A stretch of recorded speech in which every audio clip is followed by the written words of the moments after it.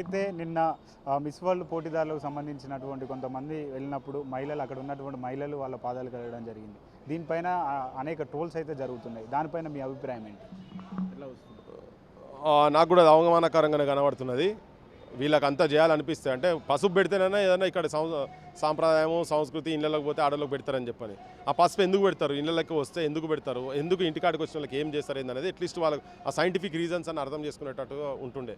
వాళ్ళ ఎమ్మెల్యేలను, వాళ్ళ మంత్రుల ఇంట్లలోను వాళ్ళ కుటుంబ సభ్యులతోటి చార్మినార్ కూడా నిలబెట్టి వరుసగా నిలబెట్టి కాలు గడిపించి వాళ్ళందరికీ నెత్తిలో పోసుకుంటారా ఏం చేసుకుంటారు మాకు ఎరకలే. అటువంటి ఏమైనా చేసేది చేయను. కానీ సామాన్యమైన ఆడబిడ్డలతో అక్క చెల్లెల అమ్మలతో ఆ పనులు చేయించవద్దు. మీరు తెలంగాణ ఆడబిడ్డలను అవమానం చేసేటువంటి పని చేయొద్దని చెప్పి మనవి చేస్తున్నా.